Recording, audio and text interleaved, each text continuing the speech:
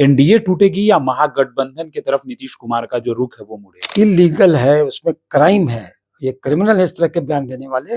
उन पर कानूनी धाराओं में एफआईआर दर्ज कर कानूनी प्रक्रिया करके उन्हें जेल करना चाहिए। कि अगर आपका कोई कार्यकर्ता या नेता ऐसा बोलता है तो ये आपका दायित्व है कि आप नियंत्रण करें।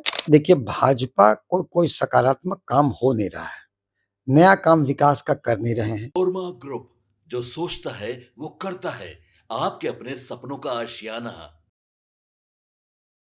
नमस्कार, मैं दीपक। भारत लाइव देख रहे हैं आप। देखिए, बिहार में लगातार ये बातें तेज हो गई हैं कि खरमास के बाद कुछ खेला हो सकता है या कुछ आने वाले समय में बदलाव हो सकता है। एनडीए टूटेगी या महागठबंधन की तरफ नीतीश कुमार का जो रुख है वो मुड़ेगा। खास बातचीत करने के लिए हमारे साथ वीआईपी के कद्दावर नेता डॉक्टर सुनील सर मौजूद हैं। बहुत स्वागत है सर आपका। धन्यवाद। सबसे पहले हैप्पी न्यू ईयर सर। आपको, आप सभी भारत लाइव परिवार को, आपके दर्शकों को नए साल की शुभकामनाएं। जो अंदर की इच्छा होगी वो नए साल में ईश्वर पूर्ति करेगा। चलिए, ये तो आपने भारत लाइव के दर्शकों को भी और भारत लाइव की टीम को तो दे दिया आपने शुभकामना। लेकिन ये बताइए, लगातार बिहार में कई सवाल तेजी से दौड़ रहे, राजनीतिक सवाल। सबसे पहले तेजस्वी यादव को लेकर कहा जा रहा है कि खरमास के बाद, दही चूड़ा के बाद बिहार में बड़ा खेल होने वाला है। भीतर की बात क्या है? क्या तेजस्वी यादव खेमे में चल रहा है कि बर्खास्त कर देंगे अपने प्रदेश अध्यक्ष मंगनी लाल मंडल को, और हार की वजह बताया जा रहा है? क्या लगता है, कितना ये सब बातों में दम है? देखिए, तेजस्वी यादव जी राष्ट्रीय जनता दल के एक शीर्ष नेतृत्व में एक हैं। वैसे राष्ट्रीय अध्यक्ष तो लालू प्रसाद यादव जी हैं, और उनके पार्टी में वो क्या करेंगे नहीं करेंगे उनकी आंतरिक मामला है।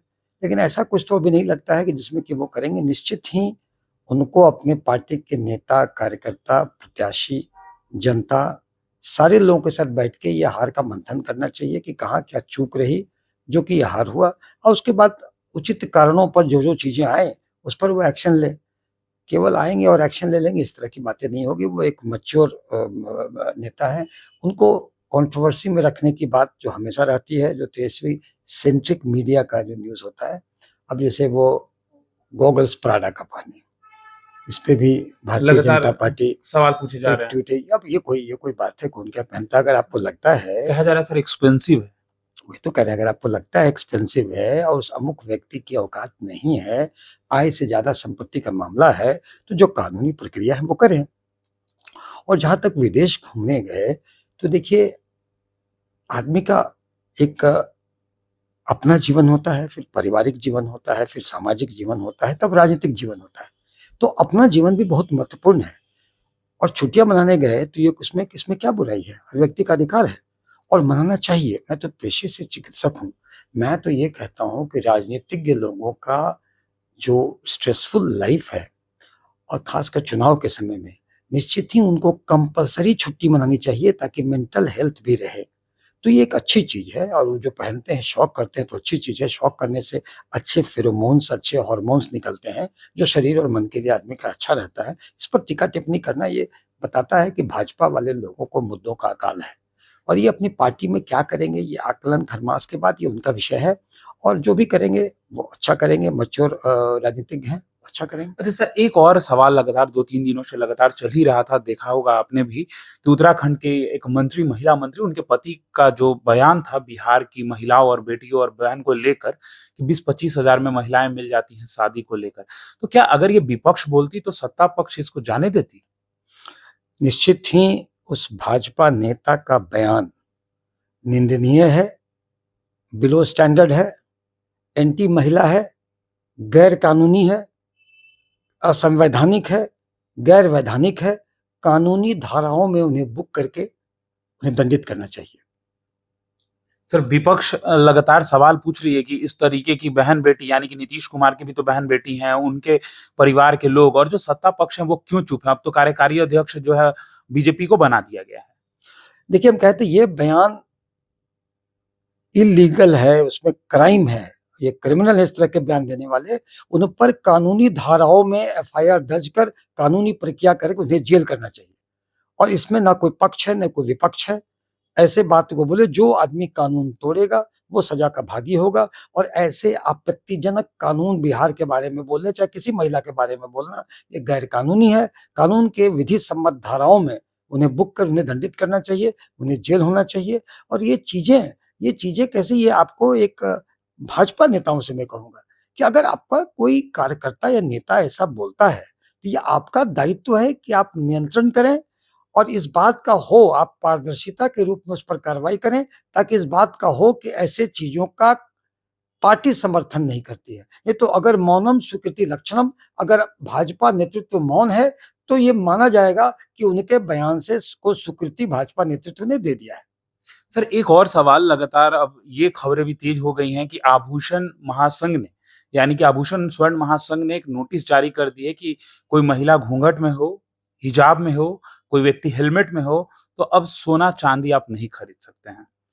देखिए, सोना-चांदी के अलावा शायद बैंक वगैरह में भी नियम, जहाँ कोई संवेदनशील चीज़ें हैं, जहाँ की किसी प्रकार का क्राइम होने की संभावना हो, वहाँ आइडेंटिटी डिस्क्लोज़ करना महत्वपूर्ण होता है। उसी क्रम में अगर ये चीज़ें हैं, ये कोई आदमी छद्म भेष में जाकर ऐसा काम ना करे, तो हमें लगता है कि ऐसी चीज़ें अन्य जगह भी, जहाँ सेंसिटिव जगह है, संवेदनशील जगह है, वहाँ बहाल होनी चाहिए। इसमें कोई ऐसी बात नहीं है और हमें लगता है कि ये एक सुओ मोटो नहीं करके आप ऐसे जितने संवेदनशील हों जगह, वहाँ इस तरह का काम करें जहाँ की आइडेंटिटी डिस्क्लोज़ रहे, ताकि कोई घटना ना घटे और घटना घटे अगर, तो उसे त्वरित रूप से कार्रवाई कर व्यक्ति को पकड़ा जाए और दंडित किया जाए। लेकिन विपक्ष तो इसको हिजाब से भी जोड़ रही है सर नीतीश कुमार वाले उस प्रकरण से।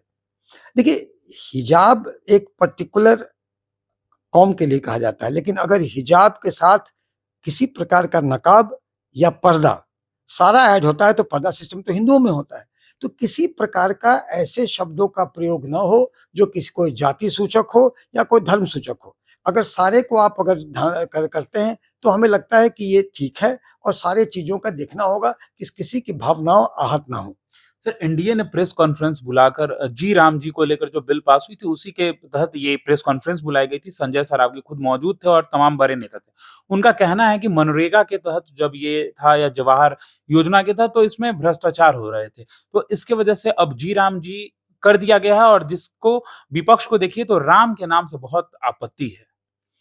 देखिए, भाजपा को कोई सकारात्मक काम हो नहीं रहा है। नया काम विकास का कर नहीं रहे हैं। तो इस कोठी का धान उस कोठी, उस कोठी का धान उस कोठी, केवल नाम बदलने का काम करते हैं। अरे महात्मा गांधी के नाम पर अगर रोजगार गारंटी योजना थी, तो हमें लगता है हिंदुस्तान में महात्मा गांधी से बड़ा नाम किसी का नहीं था। उनका कहना भ्रष्टाचार हो रहा था नहीं, उसमें। अब नाम बदलने से भ्रष्टाचार कैसे खत्म होगा, इसका ब्लूप्रिंट तो जो नेतृत्व ने प्रेस कॉन्फ्रेंस किया, उसे देनी होगी। नाम बदलने से भ्रष्टाचार खत्म नहीं होता है। अगर ये दुनिया को समझते हैं कि दुनिया को और लोगों को, जनता को गुमराह कर देंगे, तो वो अपने आप को गुमराह कर रहे हैं, जनता जानती है। देखिए, अगर नाम बदलने का जो है ना बात, वो नाम बदलना अगर ज़रूरी हो निहायत, तो सारे स्टेक होल्डर, सिविल सोसाइटी, सारी राजनीतिक पार्टियों से विमर्श करके ये करना चाहिए। नहीं तो आपका तो वही, आपके पास करने को कुछ है नहीं। आपको करने को कुछ है नहीं, ये नाम वगैरह बदल के करा के अपना आप लोगों के ध्यान ध्यान भटकाव कर रहे हैं जनता का। लेकिन जनता देख रही है, ऐसे मुद्दों पर केवल नाम बदल कर एक सोशागिरी करना, सनसनी फैलाना, तो जनता इसके लिए वो जानती है कि कोई सकारात्मक काम तो भाजपा के पास है नहीं, किसी तरह का काम तो कर रहे ही नहीं है। तो ऐसे-ऐसे काम करके अननेसेसरी जनता का ध्यान का भटकाव कर रहे हैं। अच्छा सर बार-बार सत्ता पक्ष की बात कहती है कि राम के नाम से विपक्ष को दिक्कत है। क्या इससे कहना चाहती है भाजपा? किस तरीके से आप लोग देखते हैं? देखिए, बाबा साहब के संविधान में धर्मनिरपेक्षता है। हर व्यक्ति स्वतंत्र है कौन से धर्म का पालन करे, वो करने को स्वतंत्र है। किसी की आस्था पर हम उँगली नहीं उठा सकते हैं। राम जी भगवान हैं, भगवान श्री राम हर हिंदुओं के। हमारे हिंदी में तो किसी का आस्था है, तो उस पर किसी प्रकार का टीका-टिप्पणी उचित नहीं है। वो आस्था है, वो भगवान है, वो अलग विषय है। राजनीति को धर्म से जोड़ने का काम भाजपा करती है और इसी का माइलेज उठाना चाहती है, लेकिन भाजपा को जनता जानती है, देखिए गैर संवैधानिक है, राजनीति को धर्म से मिलाना। भगवान श्री राम के दिल में जो आस्था है, वो उनका पूजा करेंगे। अब उसमें विपक्ष और पक्ष कहाँ से आया? विपक्ष पक्ष सब में सब हर धर्म के और हर जात के लोग हैं। तो ये पक्ष-विपक्ष करके भगवान श्री राम को भी मोनोपोलाइज़ करना, एकाधिकार करना, उसका राजनीतिक इस्तेमाल करना, ये गैर कानूनी है। सर सत्ता पक्ष में लगातार टूट की खबरें तेज हो गई हैं। अब देखिए बीते दिनों ही 1-2 दिन भी नहीं हो रहा है और रामेश्वर महतो आरएलएम के नेता हैं, उन्होंने साफ तौर पे जिस तरीके से उपेंद्र कुशवाहा से नाराजगी जाहिर की है, क्या लगता है खरमास के बाद विपक्ष में खेला होगा या सत्ता पक्ष में? देखिए, जब चुनाव हुआ, तो एक तरफ हमारा महागठबंधन था, दूसरी तरफ एनडीए का महास्वार्थ बंधन था। तो वो जो एक कॉमन डोरी था स्वार्थ का, उसी से पुरोए हुए थे। तो जहाँ जिसकी स्वार्थ की सिद्धि नहीं होगी, वो अपना रंग दिखाएगा। तो ये तो होना ही है, जब स्वार्थ के डोर में सारे एनडीए के नेता और घटक दल पिरोए हुए हैं, तो जिनकी स्वार्थ सिद्धि नहीं होगी, वो अपना रंग दिखाएगा। अभी तो देखते तो जाइए, आगे-आगे होता है क्या। होता है क्या? पटना में रहने के बाद भी इनकी मुलाकात नहीं हो रही है। कल एक बड़ा बयान परशुराम रामेश्वर महतो ने देते हुए कहा कि एक जगह मटन और लिट्टी बन रहा है और दूसरी जगह चूल्हा तक नहीं जल रहा है। देखिए, रामेश्वर महतो जी राष्ट्रीय लोक मोर्चा के एक बड़े नेता हैं, विधायक हैं। निश्चित ही राष्ट्रीय लोक मोर्चा के शीर्ष नेतृत्व को इनकी बात को ध्यान देनी चाहिए। अगर इनकी पीड़ा और व्यथा है, तो निश्चित ही उस पर ध्यान का निराकरण करना चाहिए। लोकतंत्र में अगर घटक दल का शीर्ष नेतृत्व अगर अपने ही विधायक से संवादहीनता की स्थिति करेगा, तो ये लोकतंत्र के लिए शुभ संकेत नहीं है। और रामेश्वर महतो जी को भी जो कहना हो, वो अगर पार्टी के फोरम पर अंदर में कहें तो बेहतर है। और नहीं तो अपने स्वार्थ की सिद्धि जब नहीं होगी, तो हर वो तो होना ही है, ये तो नेचुरल है, स्वार्थ का सिद्धि नहीं होना। और परिवारवाद का जो बातें कहनी है, इन्हें पार्टी के नेतृत्व को कहना चाहिए, और उपेंद्र कुशवाहा जी को भी अपने नेताओं को विश्वास में लेकर चलना चाहिए। तेजस्वी यादव कहा जा रहा है कि अब बिहार आ चुके हैं। तो क्या तेजस्वी यादव फिर से नेता प्रतिपक्ष की भूमिका में जिस तरीके से एक्टिव नज़र आते थे, सक्रिय नज़र आते थे और उनके साथ तमाम घटक दल के नेता मुकेश सहनी सब मौजूद रहते थे। क्या उनके आने के बाद जितने विपक्ष के नेता हैं सब एक साथ दिखेंगे या कलह हो चुकी है? निश्चित ही विपक्ष के नेता एक साथ दिखेंगे, अलग भी दिखेंगे, एक साथ भी दिखेंगे। जनता के मुद्दों पर हम लोग को आना है। और देखिए, जनता से जो एनडीए ने वायदे करके चुनाव जीते हैं, हम एक प्रेशर ग्रुप बनाएंगे, एक वॉचडॉग रहेंगे और सरकार को फोर्स करेंगे कि जनता के वायदे पूरा करें। नियत समय में, जितने समय में उन्होंने कहा है, तो जनता से कनेक्टेड तो रहना ही है। आपके नेता कहाँ हैं सर मुकेश सहनी? हमारे नेता हमारे नेता हर जगह हैं। हमारे नेता हर कार्यकर्ता के दिल में है, कार्यकर्ता के दिल में है, पूरे जनता के बीच में है। हमारे तो हैं ही। लगातार लेकिन सत्ता पक्ष पूछ रही है कि जिस तरीके से तेजस्वी यादव, मुकेश सहनी और जितने साथ में थे, अब साथ दिखाई कोई नहीं देते हैं। एक तरफ तेजस्वी यादव बिहार के बाहर विदेश घूम रहे थे और दूसरी तरफ इनके नेतागण भी जो साथ में थे, वो अब कोई एक साथ नहीं दिखते हैं। देखिए, महागठबंधन का अस्तित्व बिहार विधानसभा चुनाव के लिए था, और अब जो हमें जनता के बीच में रहना है, साथ रहने की कोई ज़रूरत नहीं। मुद्दे साथ हो सकते हैं, और जनता के बीच में 2029 का तैयारी करना है, जहां हम इंडिया ब्लॉक में राहुल कांग्रेस के नेतृत्व में चुनाव लड़ेंगे। तो वैसे स्थिति में हम लोग अभी जनता के बीच में हैं, अपने आपस में हमारे नेता ने तो कितने सीरीज ऑफ मीटिंग की है, अपने नेताओं के साथ, कार्यकर्ताओं के साथ, प्रत्याशियों के साथ। क्योंकि जब तक आत्मचिंतन नहीं होगा, तो हम लोग कैसे जान सकेंगे कि किन कारणों से हमारी चुनाव में यह हार हुई। सर आपने आत्मचिंतन की बात की, आखिरी सवाल, जिस तरीके से आत्मचिंतन की आपने बात की, लगातार ये बातें कही जा रही हैं कि आत्मचिंतन में इनको एक बात तो समझ आया होगा कि मुकेश सहनी को डिप्टी सीएम का फेस घोषित करना कहीं न कहीं महागठबंधन की करारी हार का वजह है। क्या मानते हैं आप?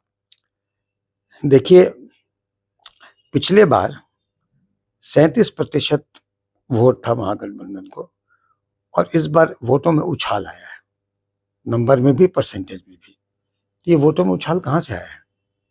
वो वोटों में उछाल आया है कि जबकि मुकेश सहनी जी को डिप्टी सीएम बनाया, तो निषाद समाज का वोट ट्रांसफर हुआ। अब ऐसे कोई व्यक्ति अपने आत्मचिंतन कर अपनी गलतियों को न ढूंढना, अगर ठिकरा फोड़ने के लिए किसी का इस्तेमाल करना चाहते हैं, तो जनता देख रही है। हमारा निषाद समाज हमारे आदरणीय सन ऑफ मल्लाह मुकेश सहनी के साथ इंटैक्ट है, और इस चुनाव में भी महागठबंधन को जमकर वोट किया है। नहीं वोट किया तो उछाल कहाँ से आया? इनके तो यादव, इनके जो पहले के जो समीकरण थे, उसके वोट तो वैसे ही थे, कि उछाल कहाँ से आया? बल्कि उन वोटों में जो इनके परंपरागत वोट थे, उनमें डेंट हुआ।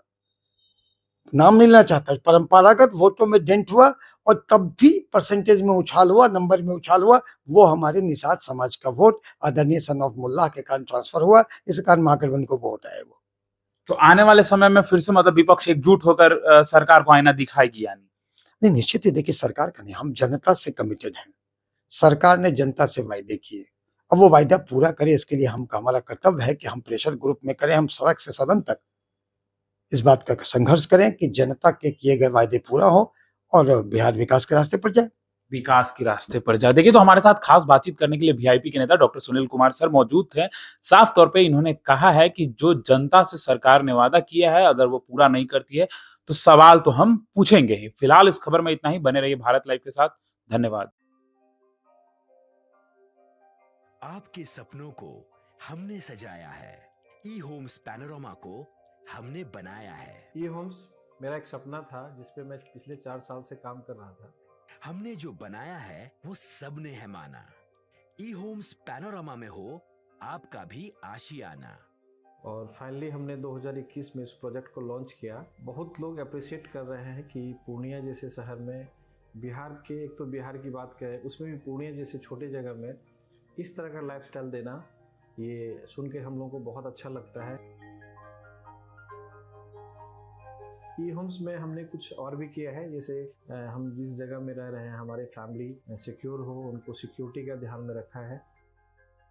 आपकी सुविधा और सुरक्षा आपके लिए खास है, ये आपका विश्वास है। इसमें आर्टिफिशियल इंटेलिजेंस का 7 लेयर सिक्योरिटी का हमने इस्तेमाल किया है। लस ग्रीन कैंपस को बनाया है। यदि हमारा बाउंड्री वाल है तो वो वर्टिकल गार्डन है।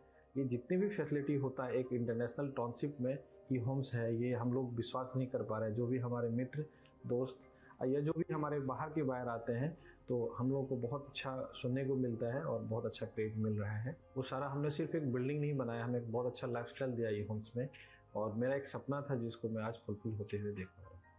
ये आपका आवास है। ई होम्स पैनोरमा में अब आपका निवास है। E homes panorama, luxurious lifestyle redefined. Panorama group, जो सोचता है वो करता है। अगर ये वीडियो पसंद आई और वह बिहार के राजनीति और बिहारियत से सरोकार रखेनी तो सब्सक्राइब बटन दबा के चैनल के सब्सक्राइब कर ली। ओजे एगो घंटी बा, ओकरा बटन दबा देला से कुल सटीक और मारक खबर रुआ मुफ्त में मिल जाई।